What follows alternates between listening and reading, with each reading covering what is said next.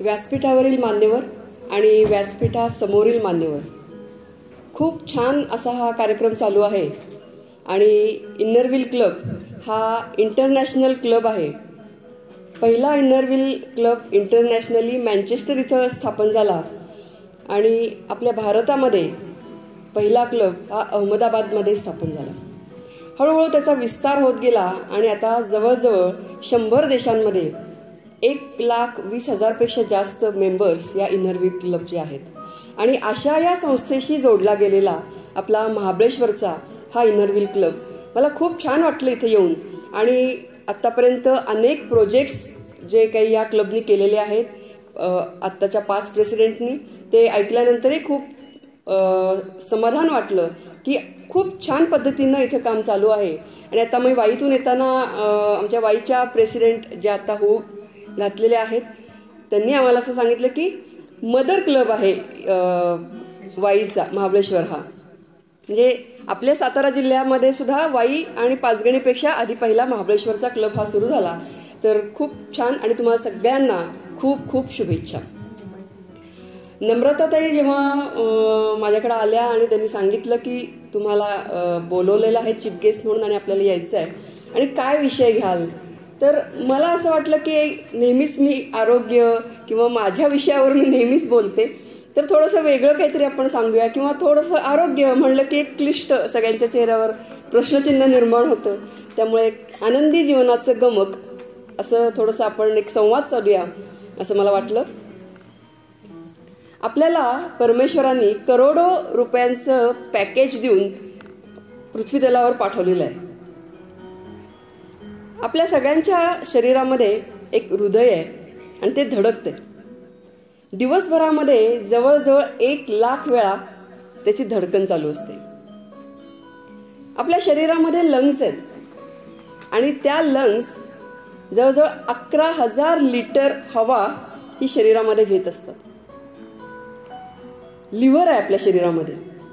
1400 litre blood या लिव्हरमार्फत दररोज शुद्ध केलं जातं. आपल्याला 2 डोळे आहेत, आपण बघत असतो. या आपल्या डोळ्यांमध्ये किती मेगापिक्सेलचा कॅमेरा बसवला असेल? 576 मेगापिक्सेलचा कॅमेरा बसवलेला आहे. आपल्या आयफोनचा मेगापिक्सेल किती असतात? 24. म्हणजे लक्षात घ्या की एवढे लाखो रुपये खर्च करून आपण एक आयफोन घेतो आणि ते 2 ते 3 वर्षात बदलावा लागतो. आपल्याला परमेश्वरांनी 576 मेगापिक्सेलचे 2 कॅमेरे देऊन पाठवलेले आहे. मग ह्या करोडो रुपयांचं पॅकेजचं आपण काळजी घ्यायला नको का? आणि हे जर आपण करोडो रुपये जर सांभाळून ठेवले तर निश्चित आपण त्याच्यामध्ये चांगल्या प्रकारे जीवन हे जगू शकू. आता मी डॉक्टर असल्यामुळे नेहमीच मी हे सांगेनच की आपलं जर हे पॅकेज सांभाळून ठेवायचं असेल तर योग्य आहार आणि योग्य व्यायाम इथूनच सुरुवात होते. आणि त्यामुळे योग्य आहार आणि योग्य व्यायाम हा केलाच पाहिजे. आपला आहार हा बॅलन्स्ड डाएट असला पाहिजे आणि दिवसभरामध्ये नियमित एक किमान 45 मिनिटं तरी प्रत्येकाने व्यायाम हा केला पाहिजे. सगळ्यांना म्युझिक तर मला वाटते सगळ्यांना आवडतं आणि सारेगम पधनिसा हे सप्तसूर आहेत. हे सप्तसूर आपण आपल्या जीवनामध्ये आणू शकतो का? पहिला सा म्हणजे सावधानता. प्रत्येक काम करताना सावधानता बाळगावी. मग ते कुठलंही काम असेल, घरात स्वयंपाक करणं असेल, ऑफिसमध्ये काम करणं असेल, हॉटेल व्यवसाय सांभाळणं असेल, कोणतंही काम करताना जर त्यामध्ये सावधानता बाळगली तर ते काम हे चांगल्या पद्धतीनं होऊ शकेल. आपण आपला दैनंदिन जो व्यायाम करतो त्यामध्ये सावधानता बाळगा. आपल्याला मुलं वाढवायची असतात, उत्कृष्ट पालक व्हा, तिथं सावधानता बाळगा. तर अशा प्रकारे प्रत्येक काम करताना सावधानता बाळगली तर आपलं दैनंदिन जीवन किंवा आपला दिवस हा चांगल्या प्रकारे जाऊ शकेल. दुसरा सूर आहे रे. रे म्हणजे रेखीवता, रेखीवपणा. आपण दारासमोर रांगोळी काढतो, ती रेखीव असावी. आपण अगदी साडी नेसतो, त्यामध्ये रेखीवपणा असावा. प्रत्येक गोष्टीमध्ये जर आपण रेखीवपणा जर आणत गेलो तर ती गोष्ट ही चांगल्या पद्धतीनं होऊ शकते. अगदी तुम्ही सकाळी उठलात की आपल्या अंथरुणाची घडी केली, कशी तरी घडी केली आणि ती ठेवून दिली, तर आपल्यालाच ते दिवसभर कुठंतरी जाणवत राहतं. आणि त्यामुळे ही सवय करा की दिवसाची सुरुवात छान आपल्या अंथरुणाची घडी केली, ती व्यवस्थितपणे ठेवली. आणि दुसरी गोष्ट, त्याच्यासाठी तुम्हालाच तुम्ही शाबासकी द्यायची, दुसऱ्याच्या शाबासकीची अपेक्षा करायची नाही. आमच्या दुःखाचं कारण हे एक असतं की आम्ही खूप छान स्वयंपाक करतो, पण आमचं कोणी कौतुकच करत नाही. आम्ही खूप छान तयार होतो, पण कोणाचं लक्षच जात नाही. तर हे आमच्या सगळ्यांच्या दुःखाचं एक मोठं कारण असतं. आम्ही छान हार घातलेला असतो, पण त्याच्याकडे कोणी लक्षच देत नाही. आणि त्यामुळं तुम्हालाच एक छान शाबासकी द्यायची आहे. ह्याचं कारण असं की त्यामुळं तुमचा जो आत्माराम आहे तो शांत होणार आहे, तो आनंदी होणार आहे आणि तुम्ही स्वतः आनंदी होणार आहात. त्यामुळे दुसरा सूर आहे रे. तिसरा सूर आहे ग, गर्वहीनता. तुम्ही खूप यश संपादन करा, खूप चांगल्या पद्धतीनं शिक्षण मिळवा, पण त्याचा गर्व होऊन देऊ नका. शिक्षण चांगलं असेल, तुम्ही दिसायला सुंदर असाल, तुम्ही संपत्ती चांगल्या पद्धतीनं कमावलेली असेल, पण या कुठल्याही गोष्टीचा जर गर्व होऊन दिला नाही तर तो सूर हा चांगल्या पद्धतीनं आपण पकडू शकू. म्हणजे मनाची प्रसन्नता. मन करारे प्रसन्न सर्व सिद्धींचे कारण. आणि आपलं मन जर प्रसन्न असेल तर निश्चितच आपला दिवस हा चांगल्या पद्धतीने जाऊ शकतो.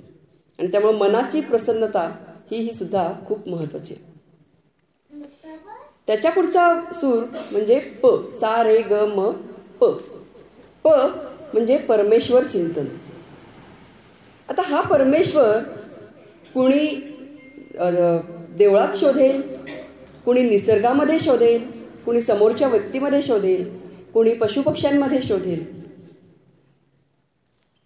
परमेश्वर हा सगळीकडे भरलेला आहे आणि एक अज्ञात शक्ती हे सगळं विश्व चालवते आहे. आणि आपण प्रत्येक जण त्या अज्ञात शक्तीचा एक अंश आहोत.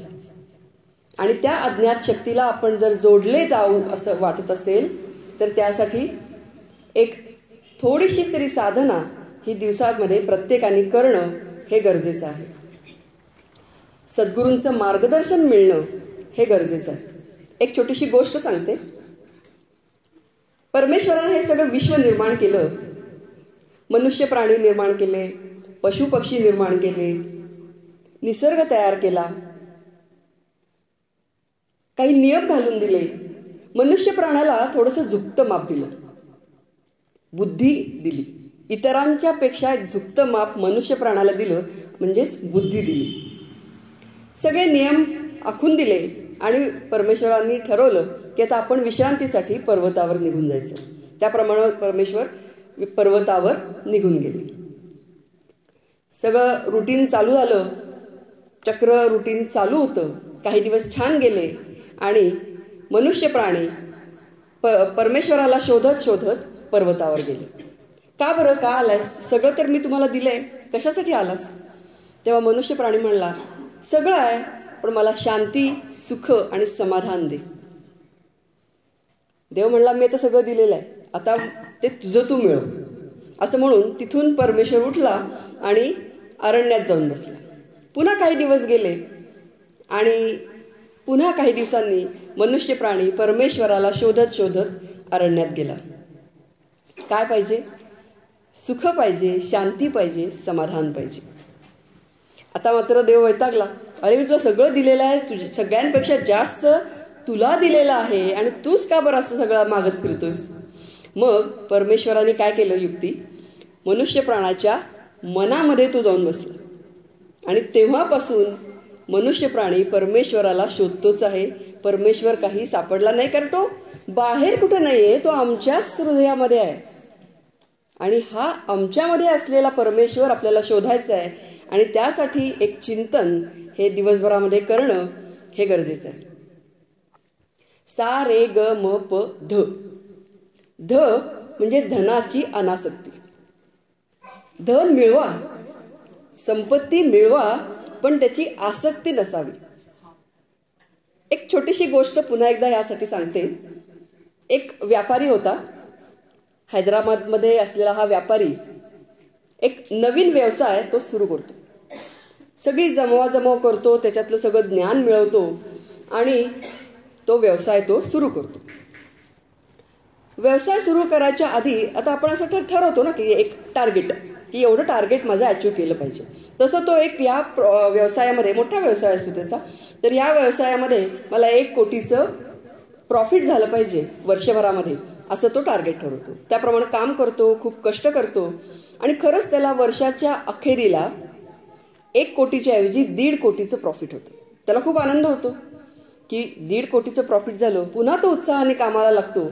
पण आता या दुसऱ्या वर्षामध्ये तो ठरवतो की मला पहिल्याच वर्षी 1.5 कोटीचं प्रॉफिट झाले, तर सेकंड इयरला दुसऱ्या वर्षामध्ये मला 2.5 कोटीचं प्रॉफिट मिळालंच पाहिजे. कारण आता माझ्याकडे तजुर्बा आहे, मला त्याच्यात आणखी नॉलेज आहे. त्यामुळे तो 2.5 कोटीचं टार्गेट ठेवतो आणि पुन्हा परत नेहमीसारखंच तो खूप कष्ट करतो.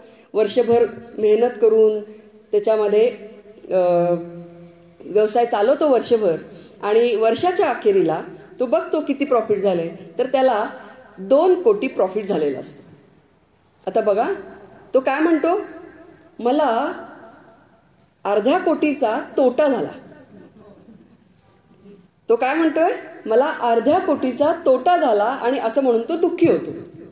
ऍक्च्युली त्याला काय झालेलं आहे, प्रॉफिट झालेला आहे. मागच्या वर्षी 1.5 कोटीचा होता प्रॉफिट, तो आता 2 कोटीचा प्रॉफिट झालेला आहे. पण त्याच्या डोक्यात काय होतं की माझं टार्गेट 2.5 कोटीचं होतं आणि म्हणून मला 1/2 कोटीचा लॉस झालेला आहे आणि असं म्हणून तो दुःखी होतो.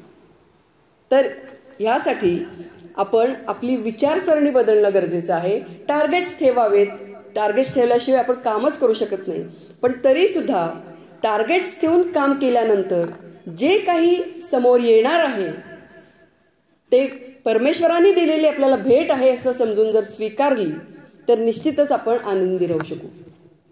आणि म्हणून संपत्ती मिळवावी, पण त्याची आसक्ती नसावी. सा रे ग म प ध नि. नीतिमत्ता. सर्वांनीच नीतिमत्तेनं वागणं गरजेचं आहे. कुठल्याही पद्धतीनं पैसा मिळवा, पण नीतिमत्तेला सोडून पैसा मिळवू नये किंवा आपलं वर्तनसुद्धा हे नीतिमत्तेला धरूनच असावं. आणि सगळ्यात शेवटचा सा रे ग म प ध नि सा, हा सगळ्यात शेवटचा सा हा अतिशय महत्त्वाचा आहे आणि तो म्हणजे सामंजस्य. घरामध्ये सामंजस्य असणं हे खूप गरजेचं आहे आणि हे सामंजस्य जर असेल तर निश्चितच आपण आपलं दैनंदिन जीवन हे आनंदी करू शकतो. मग हे सामंजस्य पती-पत्नीमध्ये असायला हवं, सासू-सुनांमध्ये असायला हवं, ऑफिसमध्ये बॉस आणि त्याच्या हाताखालचा नोकर ह्याच्यामध्ये हे सामंजस्य असायला हवं, मुलं आणि आईवडील ह्यांच्यामध्ये हे सामंजस्य असायला हवं आणि यामध्ये पहिलं पाऊल हे आपणच उचलायला हवं.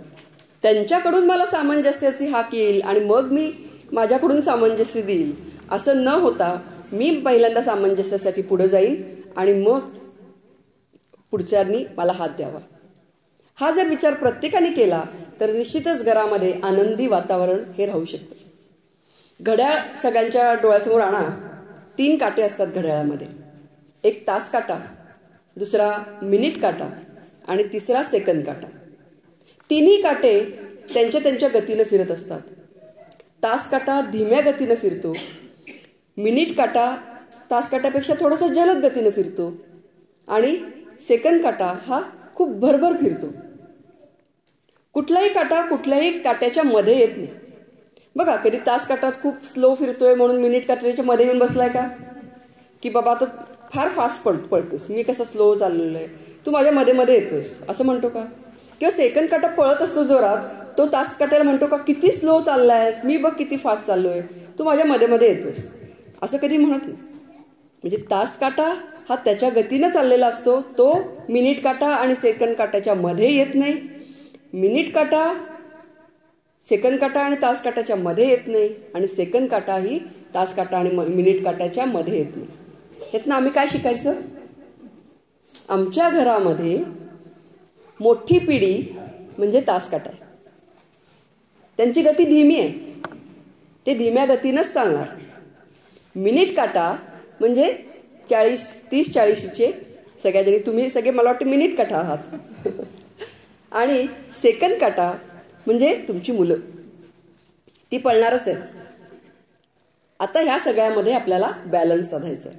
आणि हा जर बॅलन्स कुणी कोणाच्या मध्ये न येता प्रत्येकाचा रिस्पेक्ट ठेवून, प्रत्येकाच्या विचाराचा रिस्पेक्ट ठेवून आपण जर घरामध्ये वावरलो तर आपल्याला जे दिवसभरामधले थोडेसे क्लॅशेस किंवा कन्फ्लिक्ट्स किंवा थोडंसं वादविवाद होतात हे कमी करू शकतो आणि आपण आनंदी जीवन हे जगू शकतो. तर हे जे सप्तसूर आहेत हे आपण आपल्यामध्ये आणले तर निश्चितच आपण आपलं आयुष्य हे आनंदी करू शकतो आणि सप्तसुरांसारखं ते ऐकायलाही जगायलाही खूप छान वाटू शकतं. परवाच एक डॉक्टर आनंद नाडकर्णी यांचा एक व्हिडिओ बघितला आणि त्याच्यामध्ये त्यांनी सांगितलं होतं की प्रत्येकाने आपल्या आयुष्यामध्ये फ्लॅश हे आचरायला शिका. तर फ्लॅश म्हणजे काय आहे? फ्लॅश F म्हणजे फ्रेंडशिप. मला वाटते यावर्षीचा लोगो आहे तुमचा फ्रेंडशिप आणि सर्व्हिस. मोटो. ओके, म्हणजे तुमचा मोटो आहे की फ्रेंडशिप आणि सर्व्हिस. तर त्या फ्लॅशमध्ये सुद्धा F म्हणजे फ्रेंड्स. आता हे मित्र कसे असावेत, मैत्रिणी कशा असाव्यात?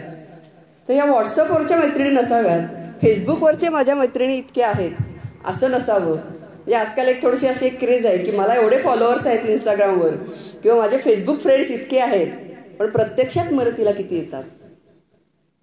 तर असे मित्र जमवा, अशा मैत्रिणी जमवा की ज्यांच्यापाशी तुम्ही तुमचं मन मोकळं करू शकाल.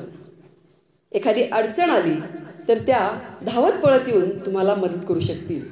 भले 3-3 महिने त्या भेटत नसतीलही, पण गरज पडेल तर त्या तुमच्या पाठीशी उभ्या राहतील हा तुम्हाला विश्वास असायला हवा. तर अशी फ्रेंड्स, अशा मैत्रिणी ह्या जमवा. L म्हणजे लर्निंग. आता इनर व्हील क्लबमध्ये तुम्ही अनेक गोष्टी, आताच प्रेसिडेंटनी जे काही वाचून दाखवलं किंवा सांगितलं त्यामध्ये त्यांनी सांगितलं की मला खूप गोष्टी शिकायला मिळाल्या. आणि खरंच आहे, म्हणजे या अशा प्रकारच्या संस्थांमधून आपल्याला खूप गोष्टी नवीन नवीन शिकायला मिळतात. तर लर्निंग म्हणजे तुम्ही दिवसभरामध्ये एक कुठली तरी गोष्ट नवीन शिकायची. असा एक जर पण केलात तर बघा किती जीवन सुंदर होऊन जाईल. मग कुठलीही छोटीशी गोष्ट असेल, रांगोळी काढायला शिकले, आज मी भाजी करायला शिकले, तर हे लहान मुलींच्या बाबतीत म्हणते मी. तुम्ही मोठे आहात, कुणीतरी स्टेजवर येऊन बोलायला शिकलं. अशा प्रकारे छोट्या छोट्या गोष्टी असतील, पण एक छोटी गोष्ट मी नवीन शिकणार. मोबाईलमधलं एखादं ॲप मी चालवायला शिकले, कुठलंही असेल, म्हणजे अगदी काही रूढी परंपरातलंच असेल असं नाही, पण एक छोटीशी गोष्ट तुम्ही नवीन शिका.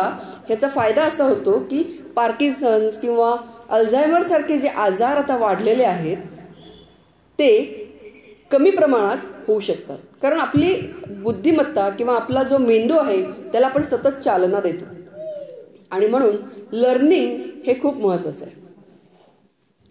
आर्ट, ए म्हणजे आर्ट, कला. 72 कला आहेत, त्यातली कुठलीही एक कला किंवा अनेक कला तुम्ही शिका. आपल्याला काय आवडतं? आत्तापर्यंतच्या आयुष्यामध्ये आपण संसारामध्ये गुंतलेलो होतो आणि त्यामुळं काही गोष्टींना आम्हाला वेळच मिळाला नव्हता. मला म्युझिक खूप आवडतं पण नाही वेळ मिळाला संसाराच्या रगाड्यामध्ये. पण आता वेळ काढा आणि तुमची जी काही इच्छा होती किंवा तुमच्याकडं जी काही कला आहे त्याला जोपासा. आणि अगदीच एखादीही कला नाही असं असेल तर इतरांच्या कलांचा आनंद घ्या. मग छान छान पेंटिंग्ज असतात किंवा म्युझिक असेल. पण म्युझिकसुद्धा ऐकताना चांगलं म्युझिक ऐका. अशा पद्धतीनं जर तुम्ही तुमच्या कला डेव्हलप केल्या तर निश्चितच तुमचं जीवन हे आनंददायी होऊ शकतं. FLAS, एस म्हणजे स्पिरिच्युअलिटी. स्पिरिच्युअलिटीबद्दल मी मगाशी थोडंसं बोललेच परमेश्वर चिंतनमध्ये. तर हे स्पिरिच्युअलिटी हे आपल्यामध्ये एक 15 ते 20 मिनटं यासाठी तुम्ही दिवसातले द्यावेत. ते मेडिटेशन करा, ध्यान करा, ज्याला जे आवडतं प्राणायाम करा, ज्याला जे आवडतं. पण त्यासाठी तुम्ही एक 15 ते 20 मिनटे जर ही इन्व्हेस्ट केली तर तुम्हाला पूर्ण 24 तास चांगल्या पद्धतीनं फ्रेश आणि आनंददायी जाणार आहेत, हे लक्षात घ्या. आणि म्हणून एस म्हणजे स्पिरिच्युअलिटी. आणि एच म्हणजे हेल्पिंग अदर्स, की जे आता मी तुम्हाला बघितलं इनर व्हीलच्या माध्यमातून अनेक उपक्रम हे तुम्ही करू शकता. अनेकांना मदत तुम्ही करू शकता. अनेक प्रोजेक्ट्स ह्या क्लबनी केले. जवळजवळ 42-50 प्रोजेक्ट्स हे आत्तापर्यंत आपण बघितले. ह्या प्रकारचे जे प्रोजेक्ट्स आहेत हे नक्कीच आपण हेल्पिंग अदर्स ही संकल्पना पूर्ण करतो. आणि ह्या ज्या 5 गोष्टी आता सांगितल्या ना, ह्या प्रत्येकाला 20-20 मार्क द्यायचे. म्हणजे 100 पैकी आपल्याला किती मार्क पडतात हे प्रत्येकाने बघायचं. आपला जर स्कोअर पासिंग पुरता असेल तर आपल्याला त्याच्यामध्ये सुधारणा करायला हवी. आणि आपला स्कोअर जर चांगला निघाला 100 पैकी तर निश्चितच आपण आनंददायी जीवन जगण्याच्या मार्गावर आहोत किंवा आपण आनंददायी जीवन जगत आहोत हे आपण गृहीत धरू शकतो. तर मला असं वाटतं की आपल्या जीवन जगत असताना आरोग्य चांगलं असेल तर तिथं तुम्ही 50% मार्क मिळवलेले आहेत. तुम्ही योग्य आहार घेत असाल तर तिथंही तुम्ही 50% मार्क्स मिळवलेले आहेत. आणि उरलेले जे काही असतील ते आत्ता मी जसं सांगितलं तसं सप्तसूर जर तुमच्या आचरणामध्ये आणले आणि फ्लॅश हे जे काही मी तुम्हाला टेक्निक सांगितलं या पद्धतीनं जर जीवन जगत गेला तर निश्चितच आपलं जीवन हे आनंददायी होऊ शकतं. शेवटी जाता जाता एक गोष्ट सांगते आणि आपण थांबूया. रमेश आणि सीमा नावात दोघंही एकमेकांच्या प्रेमामध्ये आकंठ बुडालेले होते. दोघांच्याही घरून लग्नाला विरोध होता. पण दोघांनाही एकमेकांशिवाय करमत नाही. दोघांनाही एकमेकांशीच लग्न करायचं होतं. आणि मग दोघांनीही पळून जाऊन लग्न केलं. आणि मग सुसंस्कृत होते त्यामुळे पळून जाऊन जरी लग्न केलं तरी सुद्धा पुन्हा घरी आले. आईवडिलांना नमस्कार केला. सीमाच्या घरी आधी आले. सीमाच्या घरी नमस्कार केला, असं आम्ही लग्न केलेलं आहे म्हणून सांगितलं. आईवडिलांना वाईट वाटलं पण ठीक आहे म्हणले, आशीर्वाद दिला. सीमाच्या आईनं एक पासबुक त्यांना प्रेझेंट दिलं आणि सांगितलं की हे सुखी संसाराचं पासबुक आहे. जेव्हा केव्हा तुमच्या आयुष्यामध्ये एखादा आनंदी प्रसंग घडेल तेव्हा याच्यामध्ये पैसे भरायचे. हे साधंसुद्धा पासबुक नाही आहे. आणि आज तुमच्या आयुष्याचा एक आनंदाचा प्रसंग आहे आणि म्हणून माझ्याकडून मी याच्यामध्ये एक 10,000ची भर घालते आणि तुम्हाला हे पासबुक प्रेझेंट देते. हे जपून ठेवा आणि हे लक्षात ठेवा की जेव्हा केव्हा आनंदी प्रसंग घडेल तेव्हा त्याच्यात पैसे भरा आणि पुढं तिथं बारीक लिहून ठेवायचं की का पैसे भरले. तर दोघांना आनंद होतो आणि ते पासबुक घेतात आणि ते रमेशच्या घरी येतात. रमेशच्या घरी येऊन नमस्कार करतात. तिथंही थोडंसं त्यांनाही वाईट वाटलेलं असतं पण ते पण ॲक्सेप्ट करतात आणि मग ह्या दोघांचाही संसार सुरू होतो. दोघंही जॉब करणारे असतात. सासूबाई सांभाळून घेतात. असेच दिवस चाललेले असतात आणि ह्या रमेशचं प्रमोशन होतं. मग त्या पासबुकामध्ये भर पडती एक 5,000ची की प्रमोशन झालं. मग हळूहळू त्यांचा संसार वाढायला लागतो. त्यांच्या संसारावर एक गुलाब फुलतो. एक भर पडते, मुलगा झाला. पुन्हा मुलगी होते, दुसऱ्यांदा भर पडते. अशा प्रकारे दिवस छानपैकी चाललेले असतात आणि पासबुकामध्ये सुद्धा वाढ होत असते. 5-6 वर्ष झाल्यानंतर कामाच्या ताणामुळे असेल किंवा काही गोष्टींमुळे असेल, पण कुरबुर दोघांमध्ये सुरू होते. छोट्या छोट्या गोष्टींवरनं भांडणं व्हायला लागतात आणि या छोट्या छोट्या गोष्टींचं मोठं रूपांतर कधी होतं हे दोघांनाही कळत नाही. आणि एक दिवस सीमा धुसफुसत माहेरी निघून येते की मला रमेशबरोबर संसार करायचा नाही, मला डिवोर्स पाहिजे. सीमाची आई म्हणते की ठीक आहे, काही हरकत नाही, तुला डिवोर्स घ्यायचा असेल तर जरूर घे, पण ते जे काही तुझं सुरुवातीला मी पासबुक दिलं होतं, सुखी संसाराचं पासबुक होतं ते, आता जर तुम्हाला डिवोर्स घ्यायचा असेल तर त्याची काही गरज नाही, तर ते बंद करून येतो. आता हे पासबुक हिच्याकडेच होतं, कारण नुकतंच ती पैसे भरून आलेली होती. तर ती म्हणते हो ठीक आहे, काहीच हरकत नाही, हे काय माझ्याकडं आत्ता पर्समध्ये आहे, मी आत्ता जाते आणि ते पासबुक बंद करून देते, मला नाहीच संबंध काही ठेवायचे. असं करून ती बँकेमध्ये जाते. बँकेमध्ये उभं राहते आणि मग लाईन असते. तर विचार करते बघूया तरी किती पैसे भरलेत, किती पैसे जमलेत, म्हणून ती पासबुक उघडते. आणि त्या प्रत्येक एंट्रीच्या पुढे लिहिलेलं असतं ना की काय आनंदी प्रसंग घडला. ते पासबुक चालताना तिच्या सगळे आनंदी प्रसंग डोळ्यासमोरून जायला लागतात. मुलगा झाला, पैसे भरलेले. मग तिला आठवायला लागतं की आपण प्रेग्नन्सीमध्ये आपल्याला आपली सासूनं किती काळजी घेतली होती, नवऱ्यानं किती मदत केलेली होती. मुलगी झाली त्यावेळेला किती मदत केलेली होती. आपल्याला प्रमोशन मिळालं, सगळ्यांनी किती आनंदाने सेलिब्रेट केलेलं होतं.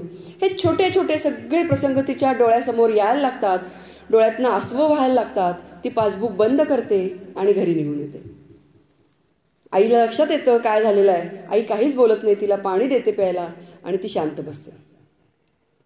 दुसऱ्या दिवशी रमेश घरी येतो सीमाच्या आणि तोही खूप रागवलेला असतो. दोघांचं कडाक्याचं भांडण झालेलं असतं आणि त्यामुळे रमेश म्हणतो की मला काही माहिती नाही, मलाही डिवोर्स हवा आहे. तर सीमा आता सांगते त्याला की काही हरकत नाही, आपण डिवोर्स घेऊया, फक्त हे जे काही पासबुक आहे माझ्याबरोबर आलं होतं हे बंद करूया, जे काही पैसे असतील ते आपण निम्मे निम्मे वाटून घेऊया आणि आपण डिवोर्स घेऊया. रमेश ते पासबुक घेऊन बँकेत जातो. त्याचीही अवस्था सीमासारखीच होते.